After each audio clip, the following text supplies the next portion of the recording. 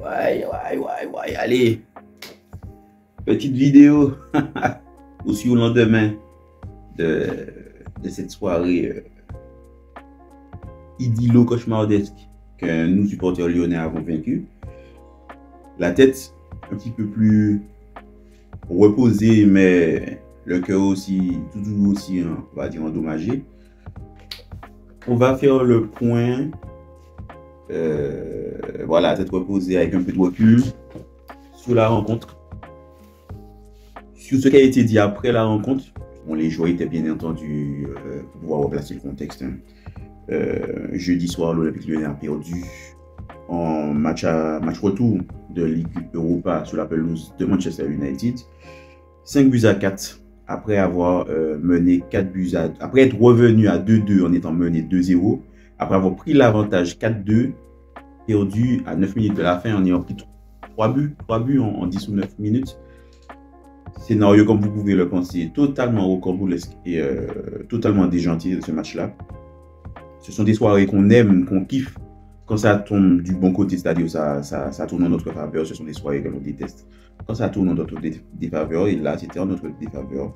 Mais bon, Fonseca qui a reproché, alors je sais pas, aurait, voilà, je mets des guillemets, reproché à ses joueurs d'avoir fêté de façon trop ostensible le 4e but, alors que le match n'était pas encore fini. Dans le fond de la chose, est-ce qu'il a tort ou non? Même moi, devant mon écran, je disais, putain, le match n'est pas encore fini. On n'est pas à domicile, le match n'est pas encore fini. Il y a toujours des choses qui peuvent se passer. De ne pas trop prendre la confiance, surtout comment le match s'est déroulé, et de rester focus. Ça n'a pas manqué finalement, puisqu'on a perdu pour bien des raisons, sur lesquelles je reviendrai. Donc, est-ce qu'il a eu raison de dire ça? Est-ce que c'était à lui de dire ça? C'est l'entraîneur, donc je dirais oui, mais j'espère que lui, il a conscience qu'il est en grande partie fautif sur cette pas contre-performance, mais sur cette désillusion. Parce que pour moi, le match se joue pas à la fin. Le match, il se joue dès le début, la composition du match. Il avait décidé de reconduire la même composition qu'il avait mise au match aller.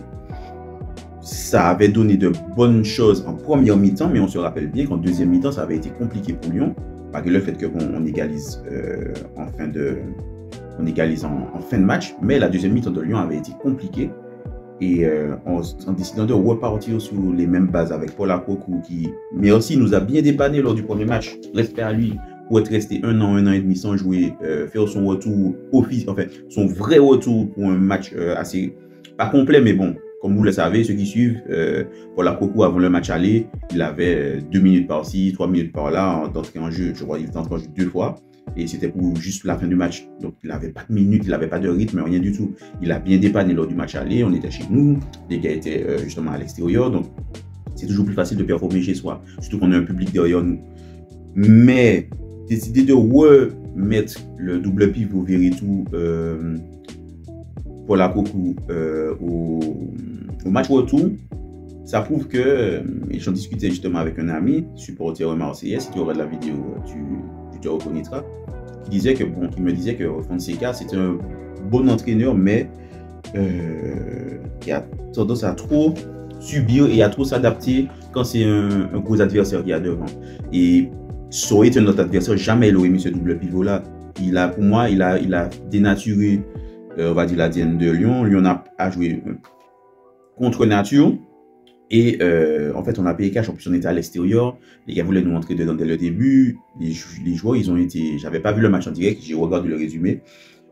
Voilà, le milieu était dépassé. Notre milieu était dépassé sur l'envie et l'explosivité des joueurs en face. Donc, c'est ça qui nous a. Pour moi, c'est là que le match il fait une différence. Parce que en n'ayant pas cette compo d'entrée, on ne se rend pas compliqué le match comme ça. Et peut-être même que ça peut être une partie d'échec différente, parce que là, c'était pas une partie d'échec à la fin. C'était pas une partie d'échec à la fin. Quoique, peut-être que oui, mais je dirais que non. On se met la partie d'échec compliquée et on cravache pour pouvoir retourner au score. Mais les joueurs aussi, le banc de Lyon il est famélique, il faut se le dire. Là où au début de saison, le banc il était trop... il y avait pléthore de joueurs, il fallait dégraisser pour des raisons économiques, mais aussi des raisons sportives. Ce qui a été fait, mais là, vraiment, le banc, il n'y avait pas beaucoup de solutions. Même si, bon, les solutions qui sont entrées ont aidé. Et voilà, pour moi, c'est là qu'on perd le match. La proposition de départ n'est pas bonne. Donc, aveu de faiblesse ou, voilà, il ne faut pas mourir avec ses idées non plus. Il fait des changements en seconde période. Il fait entrer Lacazette. Il fait entrer Testman. Il fait sortir Apoku et il fait sortir Mikotadze. Mikotadze, d'ailleurs, qui n'a pas été bon. Est-ce que l'animation lui a été défavorable? Je ne sais pas. Ce qu'on retiendra, c'est qu'il n'a pas du tout été bon sur ce match-là. Il a été inexistant. Et c'est à l'entrée de Lacazette que Lyon, on va dire, revit et reprend du poil de la bête. Entrée de Lacazette, mais aussi quelques minutes après, entrée de Fofana. Grand retour de Fofana qui était absent depuis un mois, depuis sa blessure en sélection belge, qui revient et qui dynamite la seconde partie du match parce qu'il manquait de la profondeur à l'Olympique Lyonnais et Fofana, en entrant, il a apporté ça. Il a apporté cette folie-là, ce qui on le connaît, la profondeur qui a étiré les lignes justement de Manchester United et pour un scénario justement rêvé que l'on était en train de vivre. Mais à la fin, ce que je ne comprends pas, c'est comme un joueur comme Nemanja Matic qui a de l'expérience, qui a joué à United, qui a joué à Chelsea. Voilà, c'est un joueur d'expérience. Comment un joueur comme ça n'est pas entré dans le match?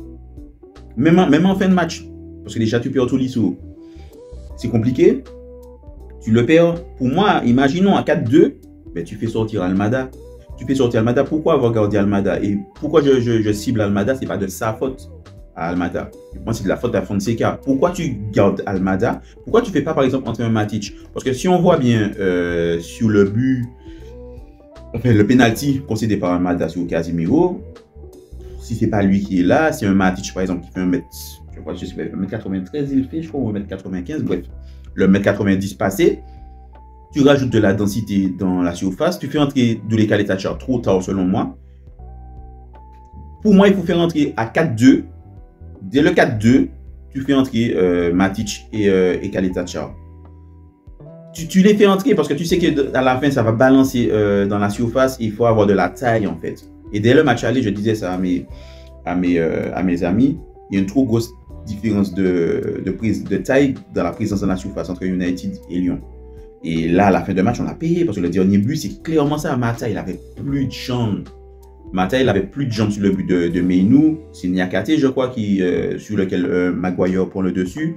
Les gars, ils étaient cramés. Il fallait rajouter de la taille dans la surface. Ne serait-ce que pour gêner, justement, les centres des Mancuniens, même si Fernandez et puis Casemiro, ils étaient tranquilles pour pouvoir faire ces centres-là, justement, parce qu'il n'y a pas de joueurs qui sortaient sur eux. Il y a ça à noter aussi. Mais selon moi, le match, les joueurs ont apporté la folie qu'il fallait des deux côtés. United comme Lyon. Les supporters ont été là aussi. Les supporters de Lyon qui étaient sur place, vraiment respect. Vous m'avez fait kiffer. Vous m'avez fait kiffer, les gars. Et les meufs, s'il y en avait, vous m'avez fait kiffer.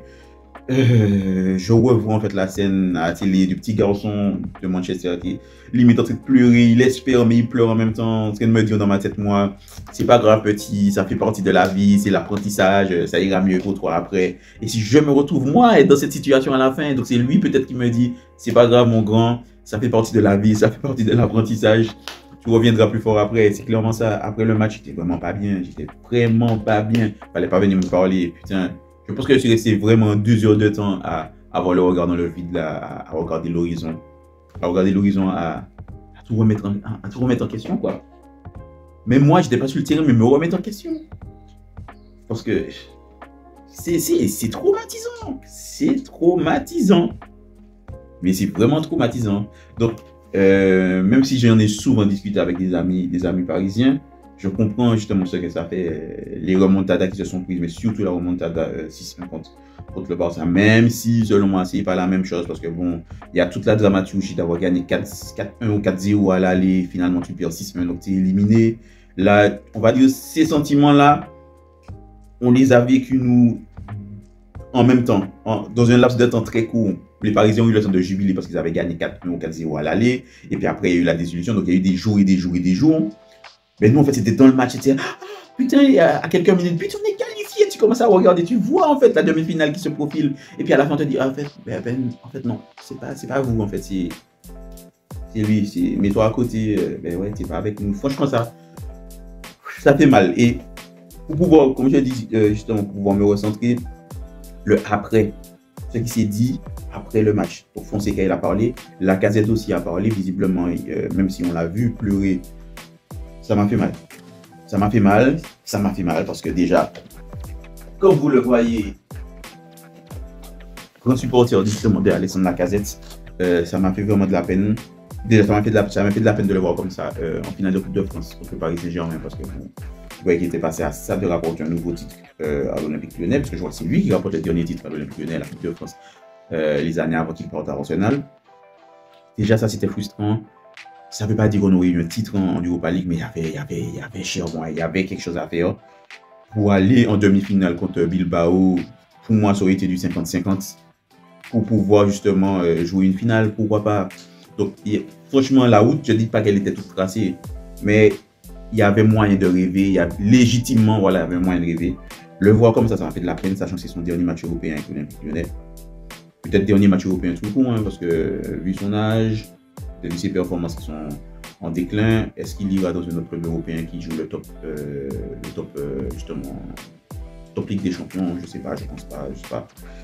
Et ça fait de la peine, parce qu'il fait une très bonne entrée, en tant que capitaine, il harangue ses joueurs, il les rassemble quand Tolisso se fait justement expulsé, quand il y a le 2-2, enfin à 2-2 avant la prolongation, il les rassemble, il leur parle et tout. Il est justement impliqué, il me semble, sur le 3-2, puis justement sur le 4-2. Il a fait le travail. Et c'est d'autant plus rageant. Je pense que tous les joueurs aussi voulaient lui offrir peut-être une sortie à Lyon mémorable, plus mémorable que cela, mais maintenant il va falloir se remobiliser. Voilà, quand je parle de l'après, c'est ça. Cherki aussi l'a très bien dit, en rassemblant de nouveau ses coéquipiers en disant qu'il y a un match, un derby à aller gagner dimanche contre le voisin et l'ennemi stéphanois. Il y a ce derby-là à aller gagner. Parce que déjà c'est un derby, ça se gagne, ça ne se joue pas. Mais aussi parce qu'il faut rester en focus. C'est une très grosse déception pour nous supporters, alors imaginez pour les joueurs. Mais il faut tout de suite se reconcentrer. Bonne ou mauvaise chose, hein, parce que le fait que le match arrive tout de suite comme ça, tu n'as peut-être pas le temps de végéter. Donc tu te remets un autre objectif tout de suite derrière pour pouvoir repartir. Ou certaines personnes peuvent voir que ça arrive peut-être trop tôt derrière, ils n'ont pas le temps de digérer. Moi, je suis plutôt à me dire que c'est pas plus mal. C'est pas plus mal, tu as eu un échec, mais il y a déjà un autre objectif qui apparaît tout de suite derrière. Ça te permet de te reconcentrer, de ne pas trop végéter, de ne pas trop laisser des idées négatives remonter dans ta tête, même si ça va être compliqué. En plus, un derby. Donc, il faut aller le gagner pour rester au contact des équipes justement du podium. Pourquoi pas, on ne sait pas comment ça va se passer, parce que Monaco affronte Strasbourg aujourd'hui. Donc demain, imaginons que, je ne sais pas, en fonction du scénario du match Monaco-Strasbourg, le Lyonnais peut très bien se retrouver sur le podium demain. Donc franchement, il y a quelque chose à aller chercher, parce qu'on sait que le club économiquement a besoin de cette qualification des champions. Je pense aussi que les joueurs, par rapport à ceux qui ont vécu la saison passée, ceux qui ont vécu cette saison, ben, en fait avec les deux entraîneurs, même si on n'a pas vraiment eu de crise, on peut dire que bon, à la fin de la saison, on en tirera les conclusions, mais il n'y a pas eu de période, je dirais, il y a eu des contre-performances, mais je ne dis pas qu'il y a eu une période de crise à Lyon cette saison. Là où la saison passée, on en a vécu des crises et des soucis. Donc, il faut se remobiliser. J'espère que certains joueurs garderont cette rage, voilà, que cette déception va se transformer en rage pour pouvoir aller l'exprimer de la meilleure des façons sur le terrain contre justement Saint-Etienne. Tolisso, franchement, ça me fait de la peine pour lui. Parce que, comme le dit Luis Enrique, il n'y a pas vraiment faute parce que ce n'est pas de sa faute. Mais c'est surtout qu'il y a une accumulation en fait, de petites fautes. Quelques minutes avant, il peut déjà prendre rouge pour un choc qu'il a avec justement Bruno Fernandes. Donc il peut déjà prendre rouge. Il est en su aussi dans le match. Et là, l'arbitre qu'il avait dans le viseur, c'est sans doute dit, bon, Fonseca, tu le sors pas. À la moindre faute qu'il refait, ben, il va le prendre. Et c'est ce qui s'est passé. Le deuxième carton jaune, pour moi, c'est pas la faute qu'il commet sur Yoro, parce qu'en somme, il n'y a pas vraiment faute. Il y a faute, mais bon, c'est pas une faute grave. Ça symbolise l'accumulation de fautes pour lesquelles je vous ai prévenu avant. Et vous vous retrouvez encore dans une situation illicite. Donc, vous allez prendre ce carton jaune-là pour l'accumulation de toutes ces fautes-là. Et donc, ça donne carton rouge à la fin. Donc, pour moi, c'est pas un scandale. C'est triste, c'est dur, mais c'est pas un scandale. Et Tolisso va falloir qu'il s'en remette. Le derby, il arrive très vite. C'est un Lyonnais dans le sang. Donc, voilà. Pas besoin de le motiver pour ça. Lacazette non plus. Cherki non plus. Koumbedi non plus. Donc, on verra ce que ça va donner. En tout cas, supporters lyonnais et supporters d'autres clubs, hein. Je vous remercie de votre soutien parce qu'il y a des gens qui m'ont apporté des messages de soutien. Vraiment merci. Et puis, on verra justement ce que ça va donner pour la fin de saison. À la fin du match, j'avais même pas envie de suivre la fin de saison. Je vais pas vous mentir, mais bon. La pression redescend. On retrouve un peu, on retrouve un peu la raison. Et ne serait-ce que pour ce blason, franchement, on se doit d'être là et de les supporter jusqu'à la fin. Donc, je serai là à les supporter jusqu'à la fin et on verra bien ce que ça va donner. En tout cas, passez une bonne journée, portez-vous bien et allez l'OL!